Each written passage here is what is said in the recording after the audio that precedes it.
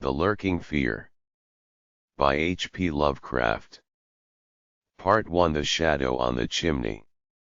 There was thunder in the air on the night I went to the deserted mansion atop Tempest Mountain to find the lurking fear. I was not alone, for foolhardiness was not then mixed with that love of the grotesque and the terrible which has made my career a series of quests for strange horrors in literature and in life. With me were two faithful and muscular men for whom I had sent when the time came, men long associated with me in my ghastly explorations because of their peculiar fitness. We had started quietly from the village because of the reporters who still lingered about after the eldritch panic of a month before the nightmare creeping death. Later, I thought, they might aid me, but I did not want them then. Would to God I had let them share the search, that I might not have had to bear the secret alone so long, to bear it alone for fear the world would call me mad or go mad itself at the demon implications of the thing.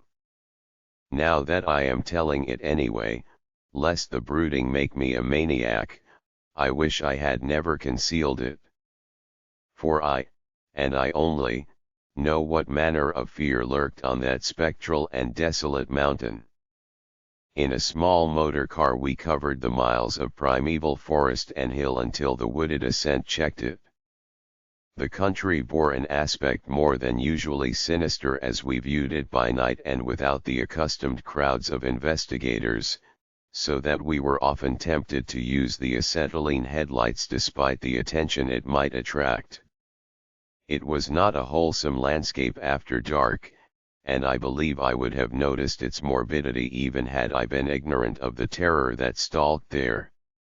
Of wild creatures there were none. They are wise when death leers close. The ancient lightning-scarred trees seemed unnaturally large and twisted, and the other vegetation unnaturally thick and feverish, while curious mounds and hummocks in the weedy, fulgurite-pitted earth reminded me of snakes, and dead men's skulls swelled to gigantic proportions. Fear had lurked on Tempest Mountain for more than a century. This I learned at once from newspaper accounts of the catastrophe which first brought the region to the world's notice. The place is a remote, lonely elevation in that part of the Catskills where Dutch civilization once feebly and transiently penetrated, leaving behind as it receded only a few ruined mansions and a degenerate squatter population inhabiting pitiful hamlets on isolated slopes.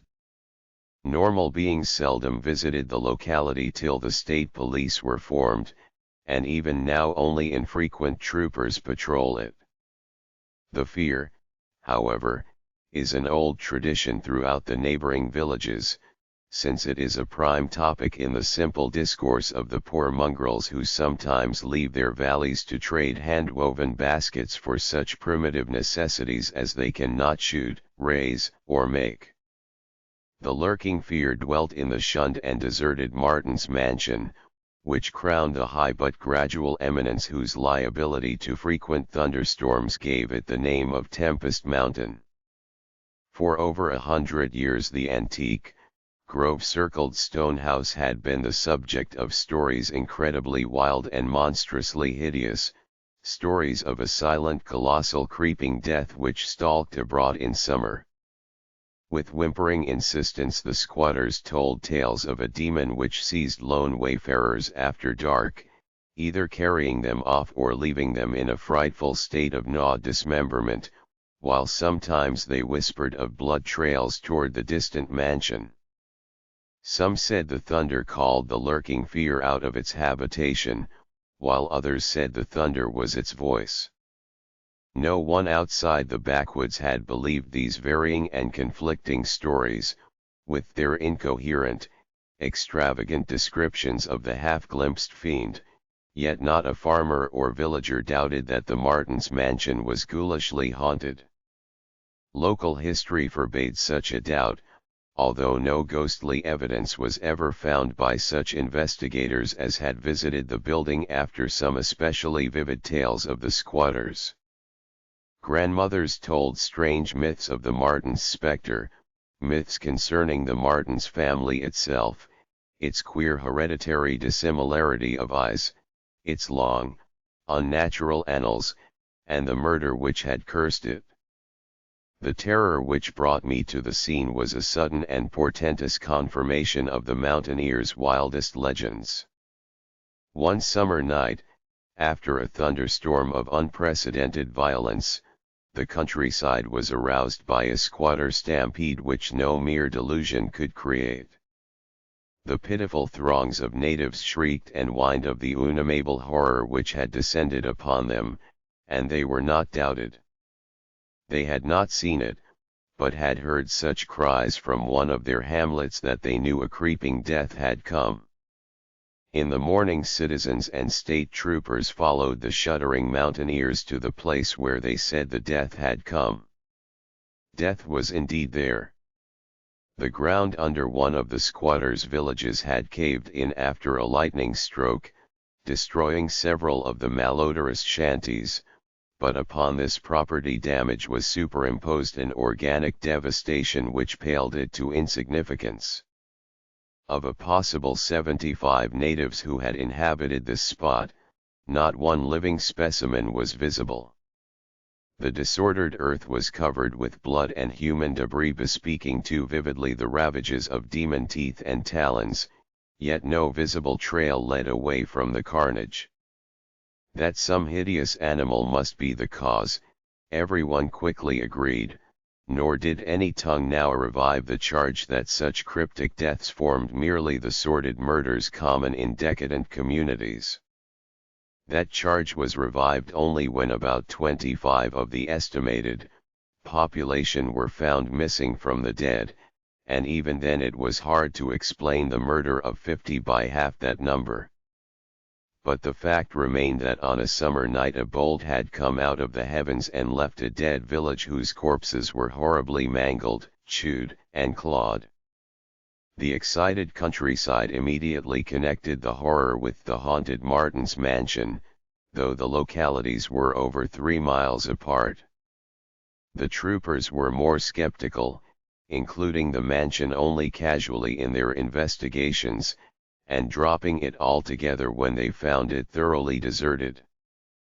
Country and village people, however, canvassed the place with infinite care, overturning everything in the house, sounding ponds and brooks, beating down bushes, and ransacking the nearby forests.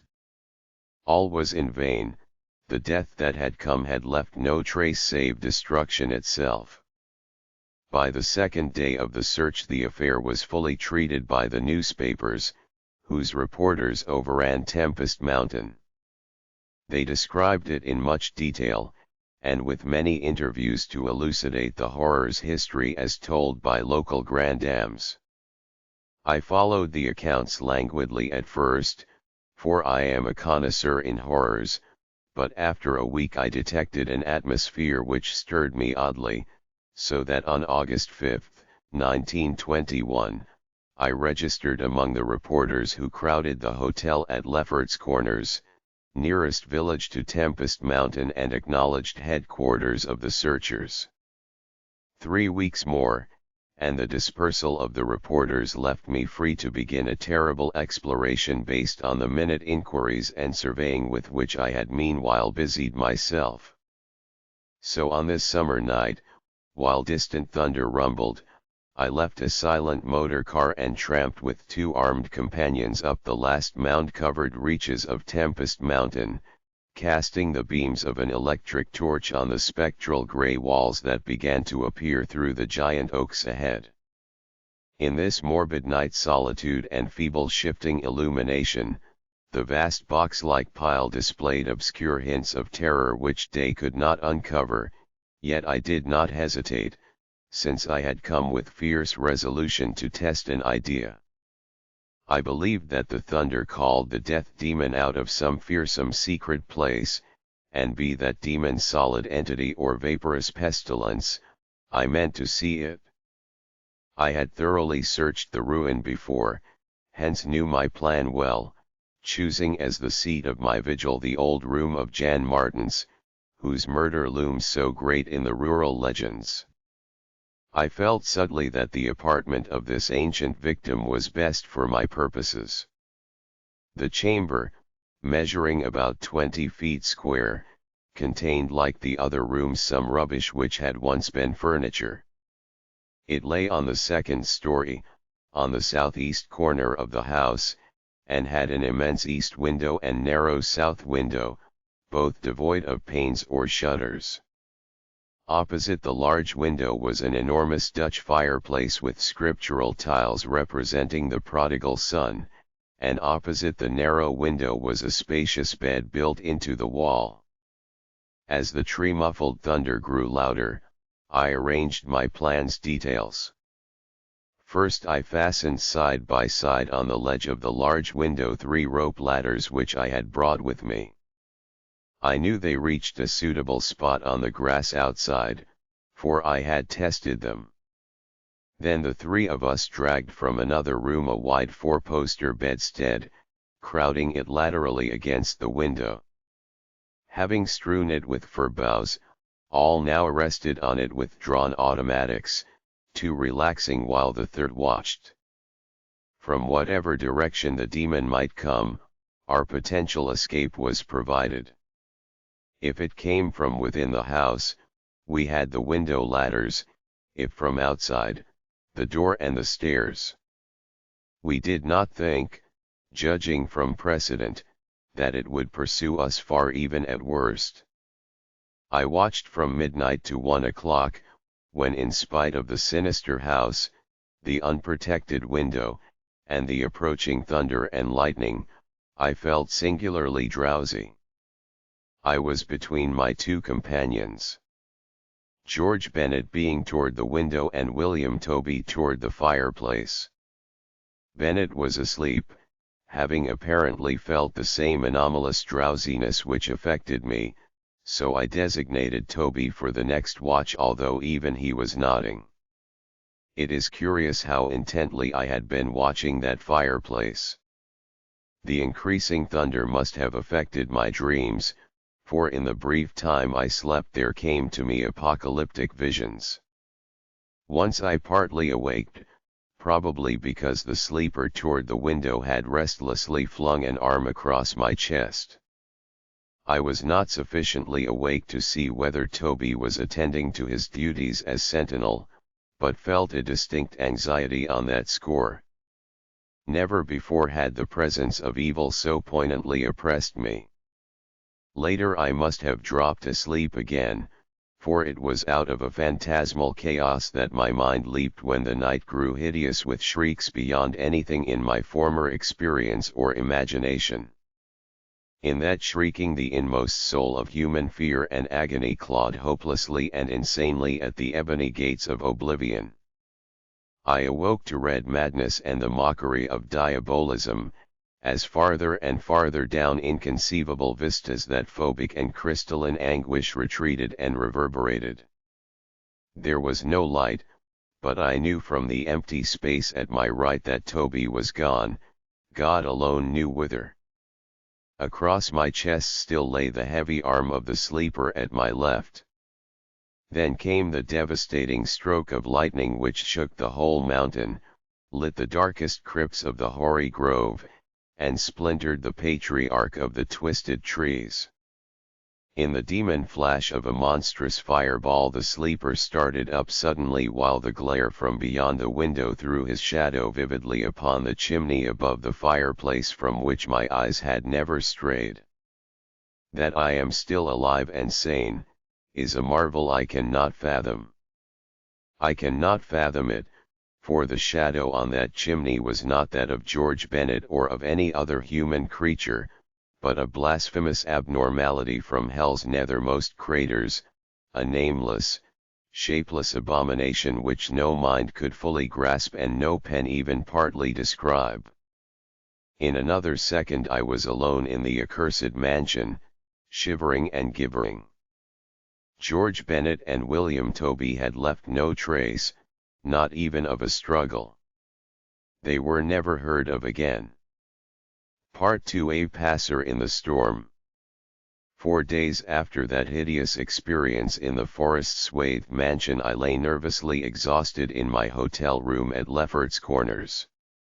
I do not remember exactly how I managed to reach the motor car, start it, and slip unobserved back to the village, for I retain no distinct impression save of wild-armed titan trees, demoniac mutterings of thunder, and Charonian shadows athwart the low mounds that dotted and streaked the region. As I shivered and brooded on the casting of that brain-blasting shadow, I knew that I had at last pried out one of Earth's supreme horrors, one of those nameless blights of outer voids whose faint demon scratchings we sometimes hear on the farthest rim of space, yet from which our own finite vision has given us a merciful immunity. The shadow I had seen, I hardly dared to analyze or identify. Something had lain between me and the window that night, but I shuddered whenever I could not cast off the instinct to classify it. If it had only snarled, or bayed, or laughed titteringly, even that would have relieved the abysmal hideousness. But it was so silent.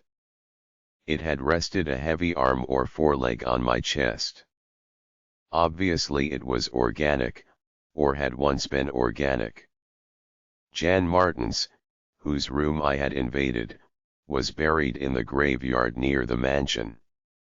I must find Bennett and Toby, if they lived. Why had it picked them, and left me for the last? Drowsiness is so stifling, and dreams are so horrible. In a short time I realized that I must tell my story to someone or break down completely. I had already decided not to abandon the quest for the lurking fear, for in my rash ignorance it seemed to me that uncertainty was worse than enlightenment, however terrible the latter might prove to be. Accordingly I revolved in my mind the best course to pursue, whom to select for my confidences, and how to track down the thing which had obliterated 2 men and cast a nightmare shadow. My chief acquaintances at Lefferts Corners had been the affable reporters, of whom several still remained to collect final echoes of the tragedy. It was from these that I determined to choose a colleague, and the more I reflected the more my preference inclined toward one Arthur Munro, a dark, lean man of about 35, whose education, taste, intelligence, and temperament all seemed to mark him as one not bound to conventional ideas and experiences. On an afternoon in early September Arthur Munro listened to my story. I saw from the beginning that he was both interested and sympathetic, and when I had finished he analyzed and discussed the thing with the greatest shrewdness and judgment. His advice, moreover, was eminently practical, for he recommended a postponement of operations at the Martens mansion until we might become fortified with more detailed historical and geographical data. On his initiative we combed the countryside for information regarding the terrible Martens family, and discovered a man who possessed a marvelously illuminating ancestral diary. We also talked at length with such of the mountain mongrels as had not fled from the terror and confusion to remoter slopes, and arranged to precede our culminating task the exhaustive and definitive examination of the mansion in the light of its detailed history, with an equally exhaustive and definitive examination of spots associated with the various tragedies of squatter legend. The results of this examination were not at first very enlightening, though our tabulation of them seemed to reveal a fairly significant trend, namely, that the number of reported horrors was by far the greatest in areas either comparatively near the avoided house or connected with it by stretches of the morbidly overnourished forest. There were, it is true, exceptions. Indeed, the horror which had caught the world's ear had happened in a treeless space remote alike from the mansion and from any connecting woods. As to the nature and appearance of the lurking fear, nothing could be gained from the scared and witless shanty dwellers. In the same breath they called it a snake and a giant, a thunder devil and a bat, a vulture and a walking tree. We did, however, deem ourselves justified in assuming that it was a living organism highly susceptible to electrical storms, and although certain of the stories suggested wings, we believed that its aversion for open spaces made land locomotion a more probable theory. The only thing really incompatible with the latter view was the rapidity with which the creature must have traveled in order to perform all the deeds attributed to it. When we came to know the squatters better, we found them curiously likable in many ways. Simple animals they were, gently descending the evolutionary scale because of their unfortunate ancestry and stultifying isolation. They feared outsiders, but slowly grew accustomed to us, finally helping vastly when we beat down all the thickets and tore out all the partitions of the mansion in our search for the lurking fear. When we asked them to help us find Bennett and Toby, they were truly distressed, for they wanted to help us, yet knew that these victims had gone as wholly out of the world as their own missing people. That great numbers of them had actually been killed and removed, just as the wild animals had long been exterminated, we were of course thoroughly convinced, and we waited apprehensively for further tragedies to occur. By the middle of October we were puzzled by our lack of progress. Owing to the clear nights, no demoniac aggressions had taken place, and the completeness of our vain searches of house and country almost drove us to regard the lurking fear as a non-material agency. We feared that the cold weather would come on and halt our explorations, for all agreed that the demon was generally quiet in winter. Thus there was a kind of haste and desperation in our last daylight canvass of the horror-visited hamlet, a hamlet now deserted because of the squatters' fears. The ill-fated squatter hamlet had borne no name, but had long stood in a sheltered though treeless cleft between two elevations called respectively Cone Mountain and Maple Hill. It was closer to Maple Hill than to Cone Mountain, some of the crude abodes indeed being dugouts on the side of the former eminence. Geographically it lay about 2 miles northwest of the base of Tempest Mountain, and 3 miles from the oak-girt mansion. Of the distance between the hamlet and the mansion, fully 2 miles and a quarter on the hamlet's side was entirely open country, the plain being of fairly level character save for some of the low snake-like mounds, and having as vegetation only grass and scattered weeds. Considering this topography, we had finally concluded that the demon must have come by way of Cone Mountain, a wooded southern prolongation of which ran to within a short distance of the westernmost spur of Tempest Mountain. The upheaval of ground we traced conclusively to a landslide from Maple Hill, a tall lone splintered tree on whose side had been the striking point of the thunderbolt which summoned the fiend. As for the 20th time or more Arthur Monroe and I went minutely over every inch of the violated village, we were filled with a certain discouragement coupled with vague and novel fears.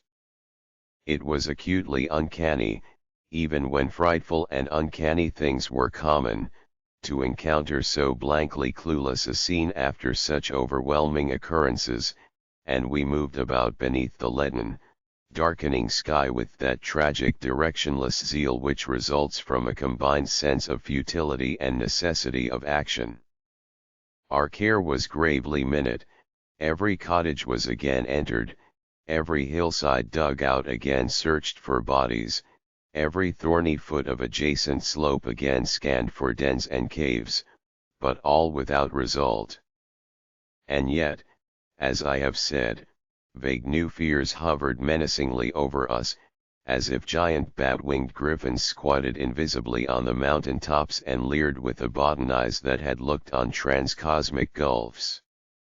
As the afternoon advanced, it became increasingly difficult to see, and we heard the rumble of a thunderstorm gathering over Tempest Mountain.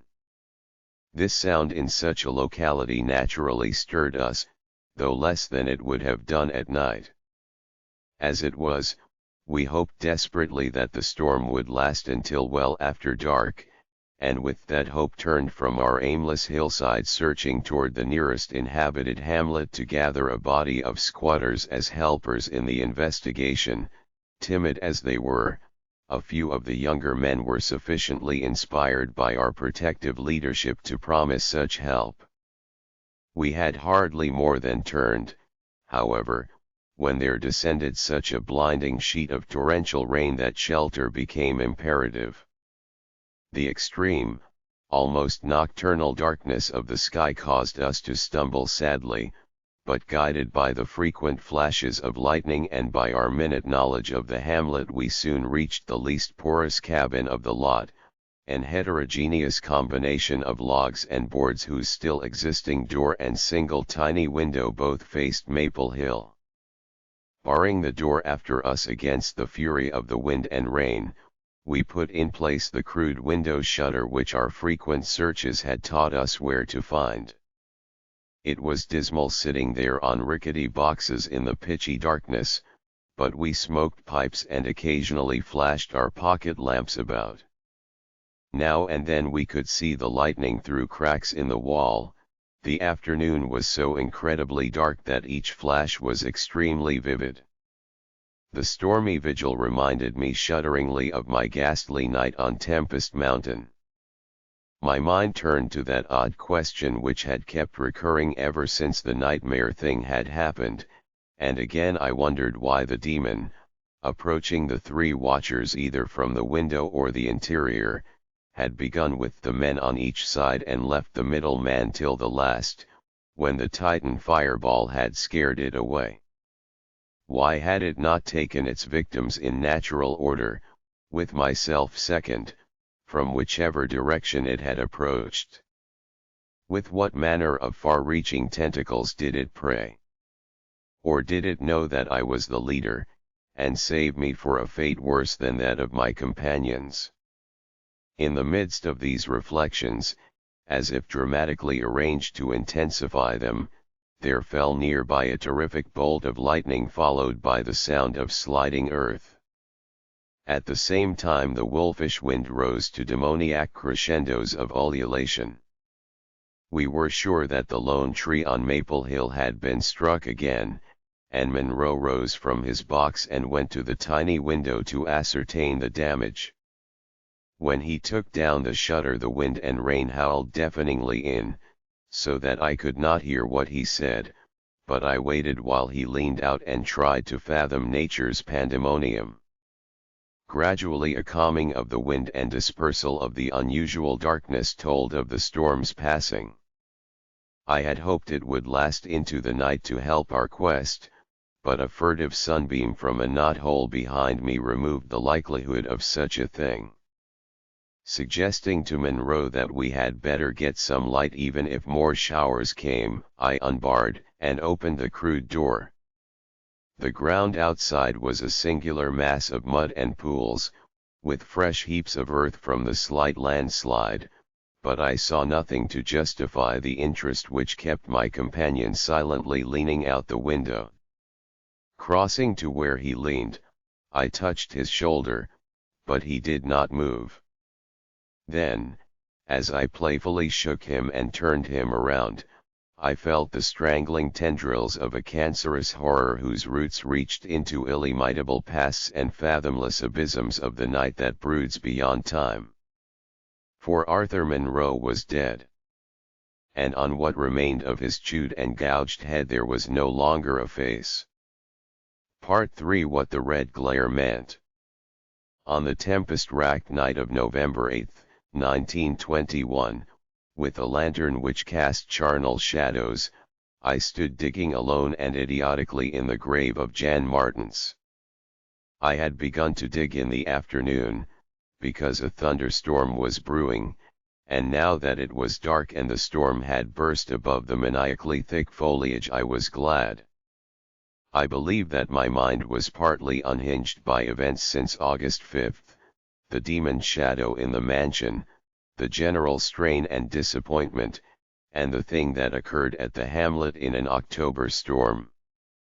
After that thing I had dug a grave for one whose death I could not understand. I knew that others could not understand either, so let them think Arthur Monroe had wandered away. They searched, but found nothing. The squatters might have understood, but I dared not frighten them more. I myself seemed strangely callous. That shock at the mansion had done something to my brain, and I could think only of the quest for a horror now grown to cataclysmic stature in my imagination, a quest which the fate of Arthur Monroe made me vow to keep silent and solitary. The scene of my excavations would alone have been enough to unnerve any ordinary man. Baleful primal trees of unholy size, age, and grotesqueness leered above me like the pillars of some hellish druidic temple, muffling the thunder, hushing the clawing wind, and admitting but little rain. Beyond the scarred trunks in the background, illumined by faint flashes of filtered lightning, rose the damp ivied stones of the deserted mansion, while somewhat nearer was the abandoned Dutch garden whose walks and beds were polluted by a white, fungus, fetid, overnourished vegetation that never saw full daylight.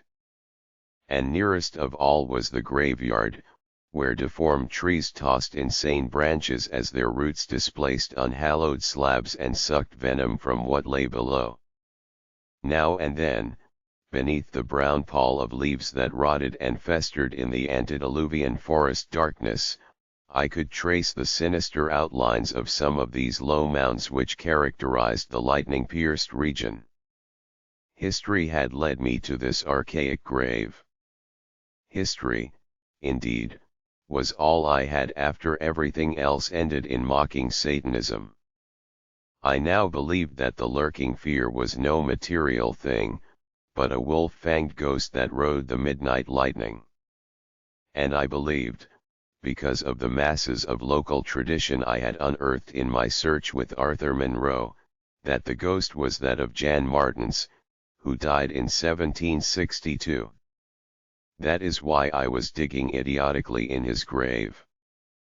The Martens mansion was built in 1670 by Gerrit Martens, a wealthy New Amsterdam merchant who disliked the changing order under British rule, and had constructed this magnificent domicile on a remote woodland summit whose untrodden solitude and unusual scenery pleased him. The only substantial disappointment encountered in this site was that which concerned the prevalence of violent thunderstorms in summer. When selecting the hill and building his mansion, Mynheer Martens had laid these frequent natural outbursts to some peculiarity of the year, but in time he perceived that the locality was especially liable to such phenomena. At length, having found these storms injurious to his head, he fitted up a cellar into which he could retreat from their wildest pandemonium. Of Gerrit Martens's descendants less is known than of himself, since they were all reared in hatred of the English civilization, and trained to shun such of the colonists as accepted it. Their life was exceedingly secluded, and people declared that their isolation had made them heavy of speech and comprehension. In appearance all were marked by a peculiar inherited dissimilarity of eyes, one generally being blue and the other, brown. Their social contacts grew fewer and fewer, till at last they took to intermarrying with the numerous menial class about the estate. Many of the crowded family degenerated, moved across the valley, and merged with the mongrel population which was later to produce the pitiful squatters. The rest had stuck sullenly to their ancestral mansion, becoming more and more clannish and taciturn, yet developing a nervous responsiveness to the frequent thunderstorms. Most of this information reached the outside world through young Jan Martens, who from some kind of restlessness joined the colonial army when news of the Albany Convention reached Tempest Mountain. He was the first of Jarrett's descendants to see much of the world, and when he returned in 1760, after 6 years of campaigning, he was hated as an outsider by his father, uncles, and brothers, in spite of his dissimilar Martin's eyes. No longer could he share the peculiarities and prejudices of the Martinses, while the very mountain thunderstorms failed to intoxicate him as they had before. Instead, his surroundings depressed him, and he frequently wrote to a friend in Albany of plans to leave the paternal roof. In the spring of 1763, Jonathan Gifford, the Albany friend of Jan Martin's, became worried by his correspondent's silence, especially in view of the conditions and quarrels at the Martins' mansion.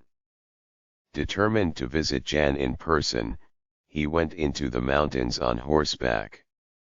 His diary states that he reached Tempest Mountain on September 20, finding the mansion in great decrepitude.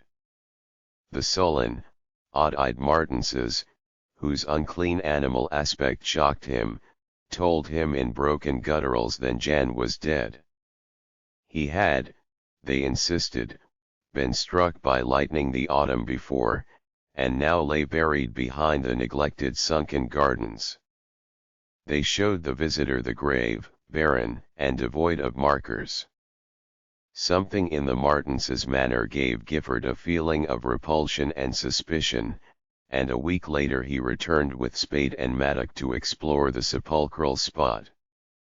He found what he expected, a skull crushed cruelly as if by savage blows. So returning to Albany, he openly charged the Martinses with the murder of their kinsman. Legal evidence was lacking, but the story spread rapidly around the countryside, and from that time the Martinses were ostracized by the world. No one would deal with them, and their distant manor was shunned as an accursed place. Somehow they managed to live on independently by the products of their estate, for occasional lights glimpsed from faraway hills attested their continued presence. These lights were seen as late as 1810, but toward the last they became very infrequent. Meanwhile there grew up about the mansion and the mountain a body of diabolic legendary. The place was avoided with doubled assiduousness, and invested with every whispered myth tradition could supply. It remained unvisited till 1816, when the continued absence of lights was noticed by the squatters. At that time a party made investigations, finding the house deserted and partly in ruins. There were no skeletons about, so that departure rather than death was inferred. The clan seemed to have left several years before, and improvised penthouses showed how numerous it had grown prior to its migration. Its cultural level had fallen very low, as proved by decaying furniture and scattered silverware which must have been long abandoned when its owners left. But though the dreaded Martinses were gone, the fear of the haunted house continued, and grew very acute when new and strange stories arose among the mountain decadents. There it stood, deserted, feared, and linked with the vengeful ghost of Jan Martins. There it still stood on the night I dug in Jan Martins's grave. I have described my protracted digging as idiotic, and such it indeed was in object and method. The coffin of Jan Martins had been soon unearthed. It now held only dust and niter, but in my fury to exhume his ghost I delved irrationally and clumsily down beneath where he had lain. God knows what I expected to find. I only felt that I was digging in the grave of a man whose ghost stalked by night. It is impossible to say what monstrous depth I had attained when my spade, and soon my feet, broke through the ground beneath. The event, under the circumstances, was tremendous, for in the existence of a subterranean space here, my mad theories had terrible confirmation. My slight fall had extinguished the lantern, but I produced an electric pocket lamp and viewed the small horizontal tunnel which led away indefinitely in both directions. It was amply large for a man to wriggle through, and though no sane person would have tried it at that time, I forgot danger, reason, and cleanliness in my single-minded fever to unearth the lurking fear. Choosing the direction toward the house, I scrambled recklessly into the narrow burrow, squirming ahead blindly and rapidly, and flashing but seldom the lamp I kept before me. What language can describe the spectacle of a man lost in infinitely abysmal earth, pawing, twisting, wheezing, scrambling madly through sunken convolutions of immemorial blackness without an idea of time, safety, direction, or definite object? There is something hideous in it, but that is what I did. I did it for so long that life faded to a far memory, and I became one with the moles and grubs of night depths. Indeed, it was only by accident that after interminable writhings I jarred my forgotten electric lamp alight, so that it shone eerily along the burrow of caked loam that stretched and curved ahead. I had been scrambling in this way for some time, so that my battery had burned very low, when the passage suddenly inclined sharply upward, altering my mode of progress. And as I raised my glance, it was without preparation that I saw glistening in the distance two demoniac reflections of my expiring lamp, two reflections glowing with a baneful and unmistakable effulgence, and provoking maddeningly nebulous memories. I stopped automatically, though lacking the brain to retreat. The eyes approached, yet of the thing that bore them I could distinguish only a claw. But what a claw! Then far overhead I heard a faint crashing which I recognized. It was the wild thunder of the mountain, raised to hysteric fury. I must have been crawling upward for some time, so that the surface was now quite near. And as the muffled thunder clattered, those eyes still stared with vacuous viciousness.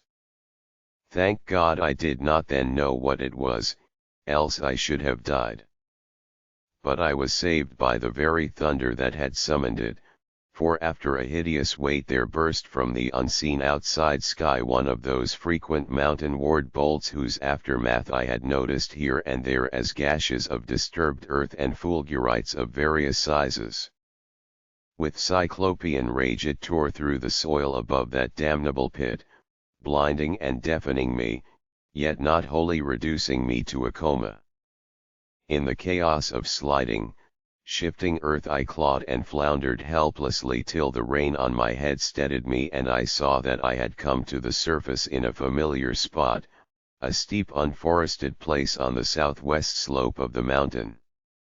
Recurrent sheet lightnings illumined the tumbled ground and the remains of the curious low hummock which had stretched down from the wooded higher slope, but there was nothing in the chaos to show my place of egress from the lethal catacomb. My brain was as great a chaos as the earth, and as a distant red glare burst on the landscape from the south I hardly realized the horror I had been through.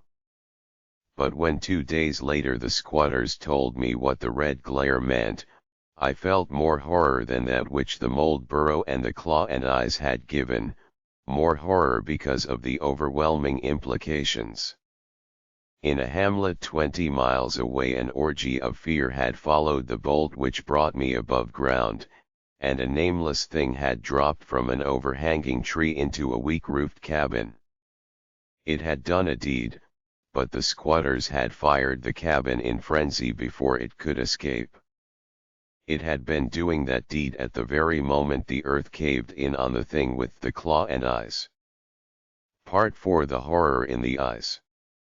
There can be nothing normal in the mind of one who, knowing what I knew of the horrors of Tempest Mountain, would seek alone for the fear that lurked there.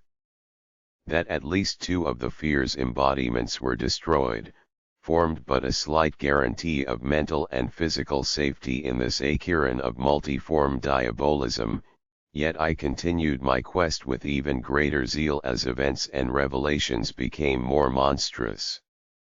When, 2 days after my frightful crawl through that crypt of the eyes and claw, I learned that a thing had malignly hovered 20 miles away at the same instant the eyes were glaring at me, I experienced virtual convulsions of fright. But that fright was so mixed with wonder and alluring grotesqueness, that it was almost a pleasant sensation. Sometimes, in the throes of a nightmare when unseen powers whirl one over the roofs of strange dead cities toward the grinning chasm of NIS, it is a relief and even a delight to shriek wildly and throw oneself voluntarily along with the hideous vortex of dream doom down into whatever bottomless gulf may yawn. And so it was with the waking nightmare of Tempest Mountain.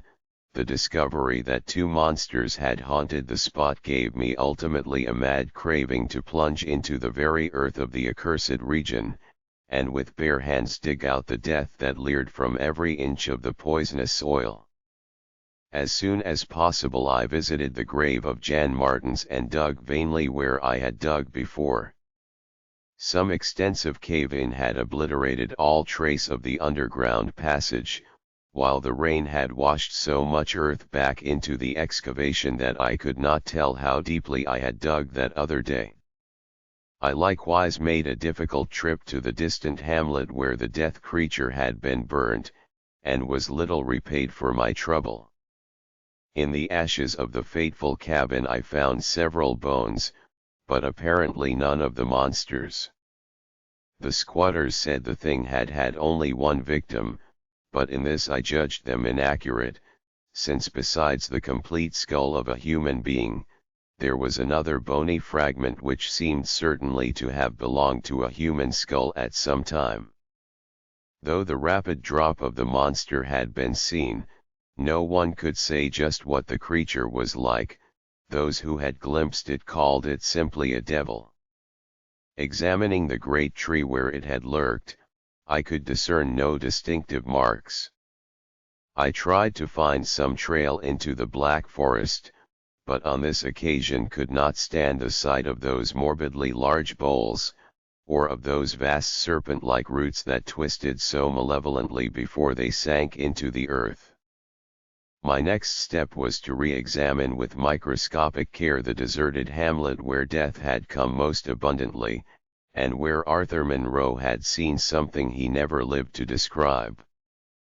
Though my vain previous searches had been exceedingly minute, I now had new data to test, for my horrible grave crawl convinced me that at least one of the phases of the monstrosity had been an underground creature. This time, on the 14th of November, my quest concerned itself mostly with the slopes of Cone Mountain and Maple Hill where they overlooked the unfortunate hamlet, and I gave particular attention to the loose earth of the landslide region on the latter eminence. The afternoon of my search brought nothing to light, and dusk came as I stood on Maple Hill looking down at the hamlet and across the valley to Tempest Mountain.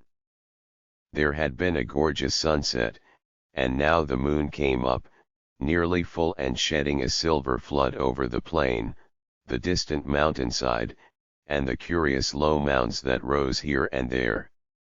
It was a peaceful Arcadian scene, but knowing what it hid I hated it. I hated the mocking moon, the hypocritical plain, the festering mountain, and those sinister mounds. Everything seemed to me tainted with a loathsome contagion, and inspired by a noxious alliance with distorted hidden powers. Presently, as I gazed abstractedly at the moonlit panorama, my eye became attracted by something singular in the nature and arrangement of a certain topographical element. Without having any exact knowledge of geology, I had from the first been interested in the odd mounds and hummocks of the region. I had noticed that they were pretty widely distributed around Tempest Mountain, though less numerous on the plain than near the hilltop itself, where prehistoric glaciation had doubtless found feebler opposition to its striking and fantastic caprices. Now, in the light of that low moon which cast long weird shadows, it struck me forcibly that the various points and lines of the mound system had a peculiar relation to the summit of Tempest Mountain. That summit was undeniably a center from which the lines or rows of points radiated indefinitely and irregularly, as if the unwholesome Martin's mansion had thrown out visible tentacles of terror. The idea of such tentacles gave me an unexplained thrill, and I stopped to analyze my reason for believing these mounds glacial phenomena. The more I analyzed, the less I believed, and against my newly opened mind there began to beat grotesque and horrible analogies based on superficial aspects and upon my experience beneath the earth. Before I knew it, I was uttering frenzied and disjointed words to myself. My God! Molehills! The damned place must be honeycombed. How many? That night at the mansion. They took Bennett and Toby first. On each side of us. Then I was digging frantically into the mound which had stretched nearest me, digging desperately, shiveringly, but almost jubilantly, digging and at last shrieking aloud with some unplaced emotion as I came upon a tunnel or burrow just like the one through which I had crawled on that other demoniac night. After that I recall running, spade in hand, a hideous run across moonlitten, mound-marked meadows and through diseased, precipitous abysses of haunted hillside forest, leaping, screaming, panting, bounding toward the terrible Martin's mansion. I recall digging, unreasoningly in all parts of the briar-choked cellar, digging to find the core and center of that malignant universe of mounds. And then I recall how I laughed when I stumbled on the passageway, the hole at the base of the old chimney, where the thick weeds grew and cast queer shadows in the light of the lone candle I had happened to have with me. What still remained down in that hell hive, lurking and waiting for the thunder to arouse it, I did not know. 2 had been killed, perhaps that had finished it. But still there remained that burning determination to reach the innermost secret of the fear, which I had once more come to deem definite, material, and organic. My indecisive speculation whether to explore the passage alone and immediately with my pocket light or to try to assemble a band of squatters for the quest was interrupted after a time by a sudden rush of wind from the outside which blew out the candle and left me in stark blackness. The moon no longer shone through the chinks and apertures above me, and with a sense of fateful alarm I heard the sinister and significant rumble of approaching thunder. A confusion of associated ideas possessed my brain, leading me to grope back toward the farthest corner of the cellar. My eyes, however, never turned away from the horrible opening at the base of the chimney, and I began to get glimpses of the crumbling bricks and unhealthy weeds as faint glows of lightning penetrated the woods outside and illumined the chinks in the upper wall. Every second I was consumed with a mixture of fear and curiosity. What would the storm call forth, or was there anything left for it to call? Guided by a lightning flash I settled myself down behind a dense clump of vegetation, through which I could see the opening without being seen. If heaven is merciful, it will some day efface from my consciousness the sight that I saw, and let me live my last years in peace. I cannot sleep at night now, and have to take opiates when it thunders. The thing came abruptly and unannounced, a demon, rat-like scurrying from pits remote and unimaginable, a hellish panting and stifled grunting, and then from that opening beneath the chimney a burst of multitudinous and leprous life, a loathsome night-spawned flood of organic corruption more devastatingly hideous than the blackest conjurations of mortal madness and morbidity. Seething, stewing, surging, bubbling like serpent slime, it rolled up and out of that yawning hole, spreading like a septic contagion and streaming from the cellar at every point of egress, streaming out to scatter through the accursed midnight forests and strew fear, madness, and death. God knows how many there were. There must have been thousands. To see the stream of them in that faint, intermittent lightning was shocking. When they had thinned out enough to be glimpsed as separate organisms, I saw that they were dwarfed, deformed hairy devils or apes, monstrous and diabolic caricatures of the monkey tribe. They were so hideously silent, there was hardly a squeal when one of the last stragglers turned with the skill of long practice to make a meal in accustomed fashion on a weaker companion. Others snapped up what it left and ate with slavering relish.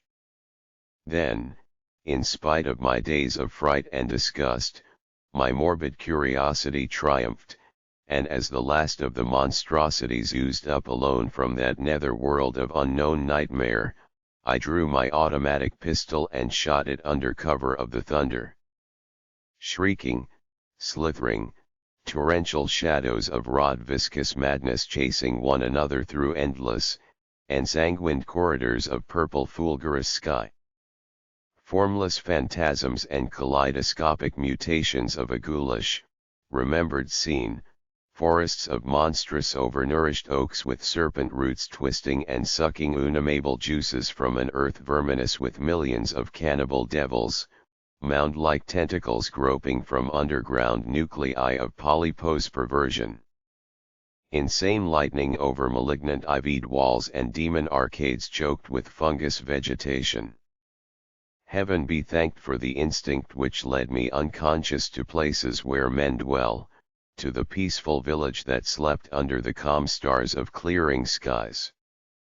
I had recovered enough in a week to send to Albany for a gang of men to blow up the Martins' mansion and the entire top of Tempest Mountain with dynamite, stop up all the discoverable mound burrows, and destroy certain overnourished trees whose very existence seemed an insult to sanity.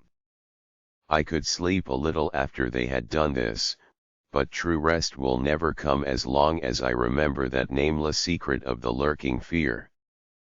The thing will haunt me, for who can say the extermination is complete, and that analogous phenomena do not exist all over the world? Who can, with my knowledge, think of the earth's unknown caverns without a nightmare dread of future possibilities? I cannot see a well or a subway entrance without shuddering. Why cannot the doctors give me something to make me sleep, or truly calm my brain when it thunders? What I saw in the glow of my flashlight after I shot the unspeakable straggling object was so simple that almost a minute elapsed before I understood and went delirious. The object was nauseous, a filthy whitish gorilla thing with sharp yellow fangs and matted fur. It was the ultimate product of mammalian degeneration, the frightful outcome of isolated spawning, multiplication, and cannibal nutrition above and below the ground, the embodiment of all the snarling chaos and grinning fear that lurk behind life. It had looked at me as it died, and its eyes had the same odd quality that marked those other eyes which had stared at me underground and excited cloudy recollections. One eye was blue, the other brown. They were the dissimilar Martin's eyes of the old legends, and I knew in one inundating cataclysm of voiceless horror what had become of that vanished family, the terrible and thunder-crazed house of Martins.